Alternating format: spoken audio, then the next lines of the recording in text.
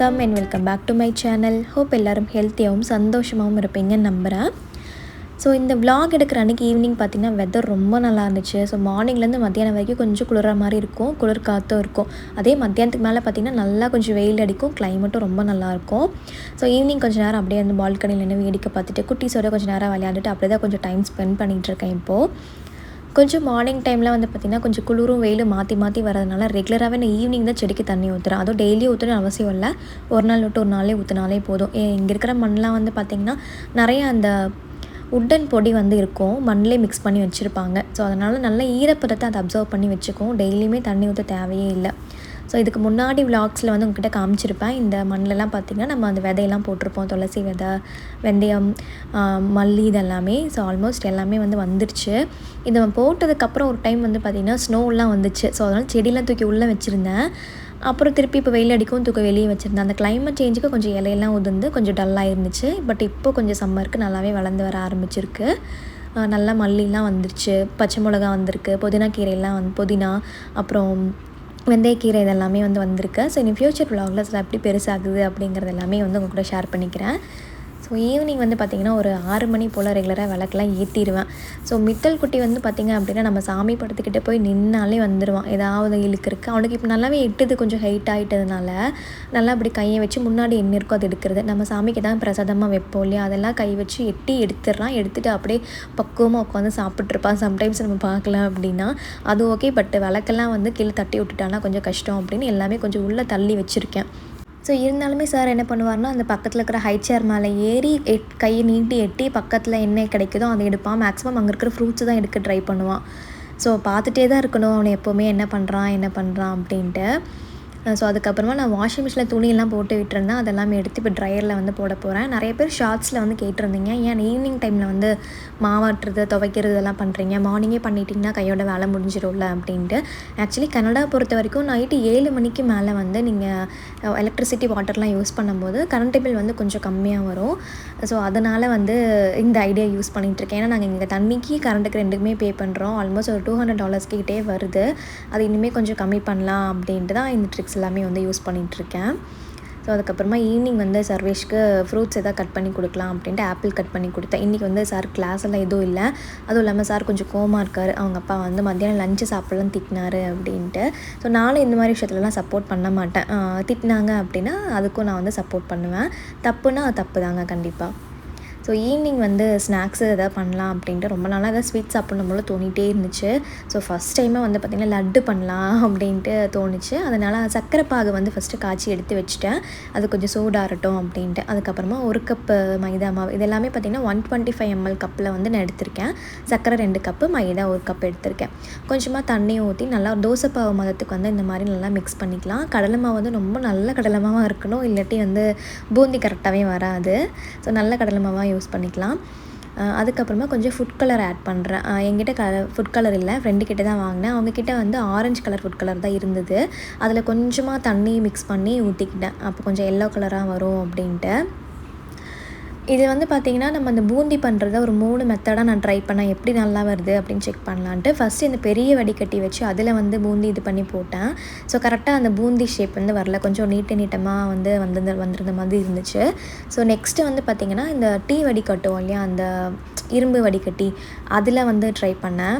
அதில் வந்து ஓரளவுக்கு ஒரு 50% வந்து கொஞ்சம் பூந்தி மாதிரி வந்தது. ஆனால் வந்து கொஞ்சம் அழுத்தி போடுற மாதிரி இருந்துச்சு. அது ஈஸியாக வந்து அந்த பூந்தி கீழே விழுகலை. அதுலேயுமே வந்து பார்த்திங்கன்னா ஒரு 50% தான் பூந்தி வந்துருந்துச்சு. ஸோ பர்ஃபெக்ட் ஷேப் என்ன வந்துருச்சு அப்படின்னு பார்த்திங்கன்னா, இந்த ஓட்டக்கரண்டியில் தான் வந்து பார்த்திங்கன்னா பர்ஃபெக்ட் ஷேப். நம்ம தேய்க்கவே தேவையில்லை, அதுவே கரெக்டாக அந்த பூந்தி ஷேப்பில் வந்து விழுந்துருந்தது. பட் என்ன அப்படின்னா, அது இந்த சின்ன கரண்டியில் எவ்வளோ நேரம் நம்ம ஊற்றிட்டே இருக்கிறது. ஸோ அதனால் மேக்ஸிமம் நான் அந்த தான் சூஸ் பண்ணேன். கரெக்டாக பூந்தி வேணும் அப்படின்னா இந்த கரண்டியில் யூஸ் பண்ணலாம். ஸோ நீங்கள் பூந்தி பண்ணுறீங்க அப்படின்னா பூந்தி தட்டுனே தனியாக விற்கிது, அது வாங்கி கூட யூஸ் பண்ணலாம். எனக்கு ஐடியா இல்லை, நான் ஃபஸ்ட் டைம் பண்ணுறேன் அப்படிங்கிறனால இதில் ட்ரை பண்ணேன். ஸோ நம்ம சர்க்கரை பாகுக்குள்ளே வந்து பார்த்திங்கன்னா சுட்டெடுத்த பூந்தி எல்லாத்தையுமே போட்டுடலாம். இந்த சர்க்கரை பாகு வந்து நல்லா அதோட அப்சர்வ் ஆகணும். நம்ம குலாப் ஜாமுன்லாம் பண்ணும்போது எப்படி இந்த சர்க்கரை பாகில் குலாப் ஜாமுன் போட்டோம் அப்படின்னா நெக்ஸ்ட் டேக்கு நல்லா அப்சர்வ் ஆகி தண்ணியே இருக்காது, ஜாமுன் நல்லா பெருசாகிடும் இல்லையா, அதே கான்செப்ட் தான். ஸோ நான் இப்போ பண்ணி வச்சுட்டேன். நெக்ஸ்ட் டே எடுத்து லட்டு பண்ணிக்கலாம் அப்படின்ட்டு ஓரமாக எடுத்து வச்சுட்டேன். ஸோ சர்வேஷ்க்கு வந்து வீக்லி 2 days மட்டும்தான் கிளாஸ் இருக்காது. அந்த டைம் அவனை ஸ்கூல் ஹோம்ஒர்க்லாம் வந்து பண்ண வச்சுருவோம். வீக்லி ஒன்ஸ் வந்து ஹோம்ஒர்க் கொடுப்பாங்க. டைம் கொடுப்பாங்க ஒரு 1 வீக்கு. ஸோ அவங்க அப்பா வந்து அவன் வீட்டில் இருக்கிற டைமில் அந்த ஹோம் ஒர்க்ஸ் எல்லாமே வந்து சொல்லி கொடுத்துருவாங்க. ஸோ ஏதோ மேக்ஸ் ஹோம் ஒர்க் சொல்லி கொடுத்துட்ருக்கும்போது ஏதோ தப்பாக ஆன்சர் பண்ணானா எனக்கு அதை சிரிப்பு வந்துடுச்சு ஆனியன் கட் பண்ணிகிட்டு இருக்கும்போது. ஸோ நைட்டு டின்னருக்கு வந்து கோதுமை ரவை உப்புமா தான் வந்து பண்ண போகிறேன். பிஃபோர் மேரேஜ்லாம் வந்து பார்த்திங்கன்னா எனக்கு சுத்தமாக பிடிக்காது. உப்புமாலாம் தெரிச்சு ஓடிடுவேன். நிறைய பேர் அப்படி தான் இருப்பீங்க. ஆஃப்டர் மேரேஜ் நான் வந்து சமையல் பண்ணுறேன் அப்படிங்கிற ஒரு சுச்சுவேஷன் வரும்போது எனக்கு எல்லா ஃபுட்டுமே ட்ரை பண்ணணும் அப்படின்னு தான் தோணுது. ஏன்னா நான் பண்ணி சாப்பிடும்போது எனக்கு அது பெருசாக பிடிக்கல அப்படிங்கிற மாதிரி எதுவுமே இருக்காது. எனக்கு பிடிச்ச மாதிரி தான் நான் வந்து சமைப்பேன் அப்படிங்கிறதுனால அதுக்கு அந்த மாதிரி ஒரு சிச்சுவேஷனில் தான் எனக்கு இந்த கோதுமை ரவை உப்புமா வந்து ரொம்ப பிடிச்சு போனது. அதுவும் இந்த மைல் மார்க் கோதுமை ரவை தான் அதிகமாக நான் யூஸ் பண்ணுவேன். அப்படி இல்லாட்டி நாகா யூஸ் பண்ணேன். வேறு எந்த பிராண்டும் நான் யூஸ் பண்ணதில்லை. பண்ணாலும் எனக்கு கரெக்டாக உப்புமா வராது. ஆயிலில் வந்து கடுகு, கடலப்பருப்பு, உளுத்தம்பருப்பு, கருவேப்பிலை, பச்சை மிளகா, வெங்காயம் இதெல்லாமே நல்லா வதக்கிடுங்க. நல்லா வதக்கிட்டு தக்காளி வந்து போட போகிறேன். ஒரு தக்காளி போட்டோம் அப்படின்னா டேஸ்ட் ரொம்ப நல்லாயிருக்கும். அதுக்கு தான் ஒரு தக்காளி எடுத்து வச்சுருந்தேன். அதுக்குள்ளே மித்துள் ஓடி வந்து தூக்கி விளையாட சொல்லிகிட்டு இருந்தான். அவங்க அப்பா கிட்டே போனால் அவங்க ஒரு ஹோம் ஒர்க் சொல்லி கொடுத்துட்டு இருந்ததுனால தூக்கலை, ரெஸ்பான்ஸ் பண்ணல. அதனால நேராக அவன் என்கிட்ட தான் வருவான் ஏதாவது எடுத்து கொடுக்க சொல்லி. ஸோ வெங்காயம் வந்து நல்லா வதங்கணும் அப்படின்னா நம்ம கொஞ்சம் உப்பு போட்டோம் அப்படின்னா கொஞ்சம் சீக்கிரமாகவே வதங்கிடும். ஸோ மேக்ஸிமம் இதுக்கு தேங்காய் எண்ணெய் யூஸ் பண்ணிங்கன்னா ரொம்ப நல்லாயிருக்கும். தக்காளி போட்டு நல்லா வதக்கிட்டு நான் வந்து 1 கப் ரவை எடுக்கிறேன். நானும் என் ஹஸ்பண்ட் மட்டும் தான் சாப்பிடுவோம். சர்வேஷ் சாப்பிட மாட்டான். ஸோ அதனால் அவனுக்கு தோசை தான், சர்வேஷ்க்கும் மித்துளுக்கும். நான் 1 கப் ரவை மட்டும் எடுத்துக்கிறேன். இந்த ரவை எப்படி இருக்குன்னா கொஞ்சம் நல்லா முழுசாக இருக்கிற மாதிரி இருக்கும். கொஞ்சம் பெருசாக பாதியாக இல்லாமல். அதுதான் இதோட ஹைலைட்டு. டேஸ்ட்டும் நல்லாயிருக்கும். நான் ஊர்லேருந்து வரும்போது வாங்கிட்டு வந்தது தான். தக்காளி வதக்கிட்டு 1 கப் ரவைக்கு 2 கப் தண்ணி அப்படிங்கிற ரேஷியோவில் தண்ணி நல்லா கொதிக்கும் போது ரவையை போட்டு நல்லா மிக்ஸ் பண்ணி மீடியம் ஃப்ளேமில் வச்சுட்டு மூடி வச்சுருங்க. ஒரு 5 மினிட்ஸில் ரவையெல்லாம் வந்து நல்லா உதிரியாக வந்து சூப்பரான உப்புமா வந்து ரெடி ஆயிரும். இதுக்கு சூப்பரான காம்பினேஷன் தயிர், தேங்காய் சட்னி, அப்புறம் வந்து லெஃப்ட் ஓவர் குழம்புங்க. நான் இன்றைக்கி வந்து பார்த்திங்கன்னா தட்டைப்பயிர் புளி குழம்பு வச்சுருந்தேன். ரொம்ப நல்லா இருந்துச்சு. எனக்கு தயிரும் ரொம்ப பிடிக்கும். இந்த மாதிரி குழம்பு வச்சு சாப்பிடவும் ரொம்ப பிடிக்கும். ஸோ உங்களுக்கு என்ன ஃபேவரட்டான ஒரு காம்பினேஷன் அப்படின்னு சொல்லிட்டு கமெண்ட் பண்ணுங்கள். ஸோ மித்துளுக்கு வந்து நல்லா தூக்கம் வந்துருச்சு. அதனால் அவங்க அப்பா வந்து தூங்க வைக்க போயிட்டார். நானும் சர்வேஷும் மட்டும் உட்காந்து சாப்பிட்டுட்டு இருந்தோம். சர்வேஷ் வந்து எப்படின்னா அந்தன்னைக்கு ஸ்கூலில் என்ன டாபிக் வந்து டீச் பண்ணுறாங்களோ அது ரிகார்டிங்காக வந்து யூடியூப்பில் தான் சர்ச் பண்ணி பார்த்துட்ருப்பான். ஸோ டிவியில் வந்து பார்த்திங்கன்னா நேஷ்னல் லீடர்ஸ் பற்றி பார்த்துட்டு இருந்தான். என்னடா அது இப்படி பார்த்துட்ருக்கானே அப்படின்னு சொல்லி என்னென்னு கேட்கும்போது யார் இவங்க அப்படிலாம் கேட்கும்போது உங்களுக்கு தெரியாதா, இவங்க தான் மகாத்மா காந்திஜி, இவங்க இப்படிலாம் பண்ணாங்களாமா அப்படிலாம் பண்ணாங்களாமா மேம் சொன்னாங்க அப்படின்னா நான் அதை பற்றி அப்படியே பேசிவிட்டு அந்த அன்றைக்கி வந்து அப்படியே முடிஞ்சிருச்சு. இது வந்து பார்த்திங்கன்னா நெக்ஸ்ட் டே மார்னிங்கு எனக்கு வந்து பார்த்திங்கன்னா அந்த காலையில் ஸ்கூல் சர்வீஸ் அனுப்புறது, பிரேக்ஃபாஸ்ட் இதெல்லாமே எதுவுமே நான் ஷூட் பண்ணவே இல்லைங்க. அது ஆல்ரெடி நிறைய வ்ளாகில் வந்து ஷேர் பண்ணியிருக்கேன். ஷார்ட்ஸ்லேயும் கூட ஷேர் பண்ணியிருக்கேன். ஸோ அதனால் வந்து டேரெக்டாக மித்துள் குட்டியை தூங்க வைக்கிற அந்த ஒரு 11 o'clock அந்த டைமுக்கு வந்து ஷூட் பண்ண ஸ்டார்ட் பண்ணேன். இது வந்து பார்த்திங்கன்னா மித்துள் குட்டி மார்னிங் வந்து சாப்பிட்டுட்டான். ஸோ பால் குடிக்கிறதுக்காக கொஞ்சம் கஷ்டம் அவனை பால் குடிக்க வைக்கிறது. அதனால் பால்கனியில் கூட்டிகிட்டு போய் கொஞ்சம் நேரம் பால்லாம் குடிக்க வச்சுட்டு விளையாட்டு காட்டிட்டு அப்புறமா வந்தேன். ஸோ இது வந்து பார்த்திங்கன்னா அவனை குளிக்க வச்சுட்டு சாப்பிட வச்சுட்டு தூங்க வைக்க போகிறேன். ஒரு 11 o'clock ஆகிடுச்சு. ஸோ அதுக்கு முன்னாடி நெயிலெலாம் கட் பண்ணி விட்டுறலாம் அப்படின்னு சொல்லிட்டு நெயிலெலாம் கட் பண்ணி விட்டுட்டுருக்கேன். சர்வேஷ்க்கும் மித்துளுக்கும் உள்ள டிஃப்ரென்ஸ் பார்த்திங்கன்னா சர்வேஷ் நெயில் கட் பண்ணவே விட மாட்டான். இப்போ வரைக்கும் அவனுக்கு பயம். ஆனால் மித்துள் அப்படி இல்லை. பயங்கர சமத்தாக உட்காந்துக்குவான். ஆட மாட்டான், அசைய மாட்டான். அது வரைக்கும் எனக்கு ரொம்பவே ஒரு ஈஸியாக இருக்கும் அவனுக்கு கட் பண்ணி விட்றது எல்லாமே. அதுக்கப்புறமா மித்துள் தூங்க வைக்கிற ரூமை வந்து கூட்டி தொடச்சி க்ளீன் பண்ணி வச்சதுக்கப்புறமா வந்து மித்தலை வந்து தூங்க வச்சிட்டேன். நிறைய பேர் இந்த தொட்டில் பற்றி மெசேஜ் பண்ணியிருந்தீங்க இன்ஸ்டாகிராம் அண்ட் யூடியூப்ல எல்லாமே. இந்த தொட்டில் வந்து நான் மார்க்கெட் ப்ளேஸில் தான் வந்து வாங்கியிருந்தேன். இதுக்கு முன்னாடி கூட நிறைய விளாகில் சொல்லியிருக்கேன். இது அமேசான்லேயும் அவைலபிளாக இருக்குது. ஸ்விங் ஸ்டாண்டு அப்படின்னு சொல்லி தேடினீங்கன்னா இந்த ஸ்டாண்ட் வந்து கிடைக்கும். நிறைய டிசைன்ஸில் அவைலபிளாக இருக்குது. அமேசான் அந்த மாதிரி ஆப்பில் கம்பேர் பண்ணுறதை விட மார்க்கெட் ப்ளேஸில் வாங்கினீங்கன்னா ப்ரைஸ் வந்து கொஞ்சம் கம்மியாக கிடைக்கும். நான் மார்க்கெட் ப்ளேஸில் தான் வந்து வாங்கினேன். ஆல்மோஸ்ட் 2 years ஆக போது. நல்லாவே இருக்குது. நல்லா வெயிட்டு கூட தாங்குது. ஸோ மித்துள் தூங்கி எழுந்திக்கிறதுக்குள்ளே மற்ற வீட்டு வேலையெல்லாம் முடிச்சிடலாம் அப்படின்னு சொல்லிட்டு கொஞ்சம் க்ளீனிங் ஒர்க் எல்லாமே ஸ்டார்ட் பண்ணேன். ஸோ தேர்ஸ்டே எப்போவுமே வந்து கிச்சன் ஃபுல்லாமே க்ளீன் பண்ணி வீடெல்லாம் ஃபுல்லாக கூட்டி தொடச்சி க்ளீன் பண்ணி விட்டுருவேன். ஸோ அது ரொம்ப வருஷமாக அதாவது சின்ன வயசுலேருந்தே ஒரு பழக்கம். அதை மாற்றிக்கவே முடியலை. கிச்சன் ஃபுல்லாமே வந்து பார்த்திங்கன்னா வீக்லி ஒன்ஸ் மட்டும் இந்த மாதிரி சோப் வாஷ் மட்டும் பண்ணி விட்டுருவேன். இல்லை அதுக்கு நடுவில் ஏதாவது பால் பொங்கிருச்சு அப்படின்னா அந்த டைமில் மட்டும் ஃபுல்லாக க்ளீன் பண்ணி விட்டுருவேன். மற்ற டைமில் வந்து பார்த்திங்கன்னா சும்மா அந்த ஸ்ப்ரே மட்டும் அடித்து ஈரத்துணியில் மட்டும் தொடச்சி விட்டுருவேன். இங்கே எல்லாமே ஒயிட்டு அப்படிங்கிறதுனால கொஞ்சம் மெயின்டைன் பண்ணுறது வந்து கஷ்டம். ஏதாவது மஞ்சத்தூள் அந்த மாதிரிலாம் ஏதாவது கொட்டிருச்சு அப்படின்னா கொஞ்சம் க்ளீன் பண்ணுறது கஷ்டமாக இருக்கும். ஸோ மொத்தமாக எனக்கு வீடெல்லாம் ஃபுல்லாக க்ளீன் பண்ணி எல்லாமே க்ளீன் பண்ணுறதுக்கு ஒரு 2 ஹவர்ஸ் இருந்தாலே போதும். ஆனால் மித்தலை வச்சுட்டு கொஞ்சம் கஷ்டம். அவன் தூங்கினதுக்கப்புறம் கொஞ்சம் சவுண்டு வந்துச்சு அப்படின்னாலே அவன் டக்குன்னு எந்திரிச்சுக்குவான். ஸோ அரை தூக்கத்தில் எந்திரிச்சான் அப்படின்னா அழுதுகிட்டே இருப்பான். நம்ம வேலையும் செய்ய முடியாது, அவனையும் பார்த்துட்டு சமாதானப்படுத்திட்டு இருக்க முடியாது. அதனால் கொஞ்சம் சத்தம் இல்லாமல் அப்படியே வேலையெல்லாம் வந்து பார்த்துட்ருப்பேன். இப்போ நம்ம இந்தியாவில் இருக்கிறத விட கம்பேர் பண்ணுறத விட இங்கே வேலை ரொம்பவே கம்மி தான். பட் ஆல்மோஸ்ட் 1 டே ஆயிடுது எல்லா வேலையும் முடிக்கிறதுக்கு. ஸோ குழந்தை இருக்கிறதுனால கொஞ்சம் அப்படியே டிலே ஆகுது. ஸோ அப்புறம் அந்த ரக்கு வந்து பார்த்திங்க அப்படின்னா வீக்லி ஒன்ஸ் கண்டிப்பாக வந்து வாஷ் பண்ணிடுவேன். ஏன்னா மித்துலுக்கு வந்து டே டைமில் டைப்பர்ஸ் போட்டு வர்றதில்ல, தூங்குகிற டைம் மட்டும்தான். ஸோ அதனால் எப்படியும் அந்த மேட்லாம் வந்து பார்த்திங்கன்னா நல்லா ஈரமாயிடும். அதனால் வீக்லி ஒன்ஸ் கண்டிப்பாக வந்து வாஷ் பண்ணிடுவேன். அது வாஷிங் மிஷினில் போட்டே வாஷ் பண்ண முடியும். அதனால் எனக்கு ரொம்ப ஈஸியாக இருக்குது. இல்லை அது வாஷிங் மிஷினில் போட முடியல அப்படின்னு சொன்னால் ரொம்ப கஷ்டம் தான். ஏன்னா அவ்வளோ பெரிய மேட்டை வந்து துவைக்கிற அளவுக்கு ஒரு ஃபெசிலிட்டி வந்து இங்கே எங்கள் வீட்டில் இல்லை. பாத் டப்புக்குள்ளே வச்சு தான் வந்து தேய்க்கணும். அது ரொம்பவே கஷ்டம். பெரிய பொருள்லாம் ஏதாவது நம்ம கையிலே கழுவணும் இல்லை வாஷ் பண்ணணும் அப்படின்னா ரொம்ப கஷ்டமாக இருக்குது. ஸோ இப்போ அது வாஷிங் மிஷினில் போடுறதுனால ரொம்ப ஈஸியாக இருக்குது. ஸோ அப்புறம் வந்து பார்த்திங்கன்னா ரெகுலராக அந்த சோஃபா வந்து க்ளீன் பண்ணிடுவேன். இப்போ டெய்லியுமே க்ளீன் பண்ணிடுறேன். ஏன்னா அதில் உட்காந்து தான் சர்வேஷ் மித்தல் எல்லாருமே வந்து ஸ்நாக்ஸ் சாப்பிட்றது. ஸோ கண்டிப்பாக ஏதாவது கொட்டி வச்சுருவாங்க. அந்த மூங் தாலில் சாப்பிட்டாங்கன்னா சுத்தம் சோஃபா ஃபுல்லாக அந்த மூங் தால் தான் கிடக்கும். அதனால் அது எல்லாமே வந்து க்ளீன் பண்ணிவிட்டு வீடெலாம் கூட்டி விட்டதுக்கப்புறமா கொண்டு போய் குப்பையை வந்து போட்டுருவேன். ஸோ எங்கள் அப்பார்ட்மெண்ட்டில் பார்த்திங்கன்னா ஒரு 12 o'clock அந்த குப்பையெல்லாம் போட்டுருணும். அதுக்கப்புறம் போனோம் அப்படின்னா அவுட் ஆஃப் சர்வீஸ் போயிடும். நெக்ஸ்ட் டே தான் குப்பை போட முடியும்.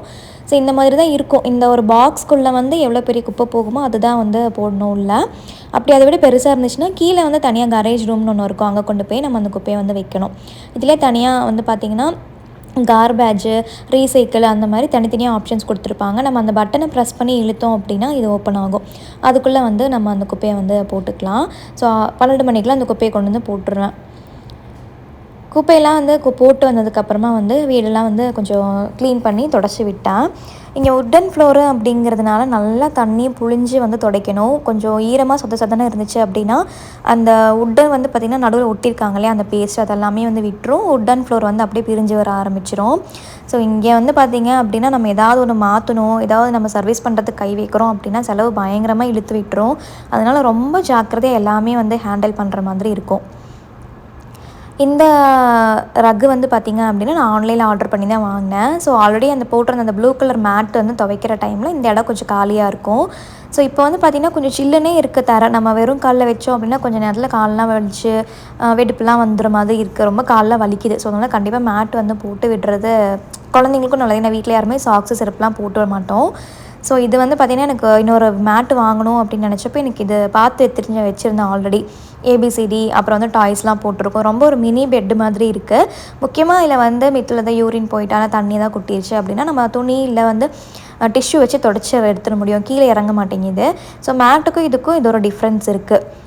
இதை வாங்கி ஒரு டைம் நான் வாஷ் பண்ணிவிட்டு தான் நான் வந்து யூஸ் பண்ணுறேன். ஆல்மோஸ்ட் ஒரு 2 days வந்து அது பால்கனியில் காஞ்சிட்டு இருந்துச்சு. ஸோ மேக்ஸிமம் யாராவது வாங்கி ரிட்டர்ன் பண்ணியிருக்கலாம். ஸோ நிறைய பேர் கைப்பற்றிருக்கோம். ஸோ குழந்தைங்களாம் யூஸ் பண்ணுறதுனால நான் எப்போவுமே அவங்களுக்கு ஏதாவது ஒன்று வாங்குகிறேன் அப்படின்னா கண்டிப்பாக அதை வாஷ் பண்ணி தான் வந்து யூஸ் பண்ணுவேன். ஸோ இந்த ப்ராடக்டாக லிங்க் வேணும் அப்படின்னா யாராவது கமெண்ட் பண்ணுங்கள். கண்டிப்பாக வந்து நான் ஷேர் பண்ணுறேன். இது ப்ரொமோஷன் கிடையாது, நான் ஓன் பர்ச்சேஸ் பண்ணது தான். ஸோ அதுக்கப்புறமா க்ளீனிங் ஒர்க்லாம் முடிச்சுட்டு கரெக்டாக பார்த்திங்கன்னா மித்துல் எழுந்திரிச்சிட்டான். இனி குக்கிங் மட்டும்தான் பண்ணணும். ஸோ ஆல்மோஸ்ட் அந்த குக்கிங்கை க்ளீனிங்லாம் பண்ணும்போது வந்து பார்த்திங்கன்னா நிறைய ஒர்க் இருக்கிற மாதிரி இருக்கும். அதனால் சிம்பிளாக ஏதாவது ஒன்று சமைச்சிக்குவேன். வெரைட்டி ரைஸ் இல்லை ரசம் இல்லை வெறும் ஒரு குழம்பு அந்த மாதிரி. இன்றைக்கி வந்து பார்த்திங்கன்னா கேரட் ரைஸ் தான். ஒரு கடாயில் எண்ணெய் ஊற்றி கடுகு, கருவேப்பிலை, உளுத்தம்பருப்பு, கடலப்பருப்பு, வெங்காயம், பச்சை மிளகாய் போட்டு நல்லா வணக்கிடுங்க. அதுக்கப்புறமா அதில் கொஞ்சம் புதினா சேர்த்துங்க. புதினாவோட ஸ்மெல் அண்ட் ஃப்ளேவர் வந்து ரொம்ப நல்லாயிருக்கும். அதுக்கப்புறம் துருவி வச்சுருக்கிற கேரட்டையும் போட்டு வதக்கிட்டு மிளகாத்தூள், கரம் மசாலாத்தூள், மஞ்சள்தூள், உப்பு இவ்வளோ தான். இது போட்டு நல்லா வதக்கிட்டு ரைஸையும் போட்டு மிக்ஸ் பண்ணிடுங்க. ரொம்ப சிம்பிளான ஒரு ஹெல்த்தியான ஒரு லஞ்சு. கூடவே வந்து பார்த்திங்கன்னா நல்லா பெப்பர் தூக்கலாக போட்டு ஒரு ஆம்லேட் வந்து போட்டுக்கிட்டேன். ஸோ லஞ்ச் வந்து சூப்பராக வந்து முடிஞ்சிருச்சு. ஸோ மத்தியானம் ஒரு 3 மணிக்கு மேலே வந்து பார்த்திங்க அப்படின்னா நேற்று பொன்னி வச்சுருந்தோம் இல்லையா பூந்தி, அது வந்து நல்லா அந்த சர்க்கரை பாகில் இருந்து இறுகிருச்சு. அதில் வந்து பார்த்திங்கன்னா ஒரு 3 ஏலக்காய் தட்டி போட்டு நெய்யில் வந்து முந்திரி திராட்சை வணக்கி அதிலே வந்து சேர்த்துக்கிறேன். நல்லாவே வந்து இறுகியிருக்கு. அந்த நேற்று இருந்து பதத்துக்கும் இப்போத்துக்கும் நல்லாவே வித்தியாசம் இருக்குது. நல்லா உருண்டை பிடிக்கிறதுக்கும் சரி நமக்கு ஈஸியாக இருக்கும். நான் ஒரு 1/4 கிலோ கடலை மாவு, அப்புறம் வந்து பார்த்திங்கன்னா ஒரு 1/4 கிலோ சர்க்கரை, இது ரெண்டும் போட்டு பார்த்திங்கன்னா ஒரு 25 லட்டு வந்து வந்திருந்தது. அந்த கலரு, கன்சிஸ்டன்சி, டேஸ்ட்டு எல்லாமே ரொம்ப நல்லா இருந்துச்சு. ஃபஸ்ட் டைம் வந்து இவ்வளோ நல்லா வரும் அப்படின்னு சொல்லி எக்ஸ்பெக்ட் பண்ணவே இல்லை. லட்டு பண்ணுறது இவ்வளோ ஈஸியாக அப்படின்னு பண்ணி முடிச்சதுக்கப்புறம் தாங்க தோணுச்சு. குழந்தைங்களுக்கு ரொம்ப பிடிச்ச இந்த ஸ்நாக்ஸை இனிமேல் கடையில் பேக்கரியிலன்னு வாங்கி கொடுக்காம வீக்லி ஒரு ½ அன் ஹவர் டைம் ஸ்பெண்ட் பண்ணி கொடுங்க. நிறைய குவான்டிட்டியும் வந்து கிடைக்கும். ஆசை தீர நம்ம வச்சு சாப்பிட்லாம். எங்களை மாதிரி ஃபாரின் கண்ட்ரீஸில் இருக்கிறவங்களுக்கு நம்ம ஊர் ஸ்வீட்ஸ் எல்லாம் சாப்பிட்ணும் அப்படின்னு ரொம்பவே வந்து க்ரேவிங்ஸாக இருக்கும். ஸோ அந்த மாதிரி ஃபாரின் கண்ட்ரீஸ்லேருந்து என்னோடய வீடியோ பார்க்குற எல்லாருமே வந்து பார்த்திங்கன்னா இது கண்டிப்பாக ட்ரை பண்ணி பாருங்கள். ரொம்ப ரொம்ப சிம்பிளான ஒரு ஸ்வீட் ரெசிபி. ஸ்வீட் பண்ணி முடிச்சோடனே நம்ம வீட்டில் எப்போவுமே வந்து பார்த்திங்கன்னா சாமிக்கு தான் ஃபஸ்ட்டு வைப்போம். அதே மாதிரி நானும் சாமிக்கு வச்சுட்டு அதுக்கப்புறம் நாங்கள் எல்லாருமே வந்து சாப்பிட்டோம். என் ஹஸ்பண்ட் ரொம்ப நல்லா ஸ்வீட் சாப்பிடுவாங்க. அவங்களுக்கு சொல்லவே வேணாம். சர்வேஷ்க்கும் ரொம்ப பிடிக்கும் லட்டு. அவனும் நல்லா சாப்பிட்டான். மித்தில் கூட வந்து பார்த்திங்கன்னா சாமிக்கு வச்சு இந்த லட்டை எடுத்து சாப்பிட்டுட்டு இருந்தான். ஸோ அவ்வளோதான். இந்த வீடியோ உங்களுக்கு பிடிச்சிருந்துச்சுன்னா லைக் பண்ணி ஷேர் பண்ணுங்கள். மறக்காமல் நம்ம சேனலை சப்ஸ்கிரைப் பண்ணி சப்போர்ட் பண்ணுங்கள். இன்னொரு இன்ட்ரெஸ்டிங்கான விலாகில் அங்கே எல்லோரையும் மீட் பண்ணுறேன். Take care. தேங்க்ஸ் ஃபார் வாட்சிங்.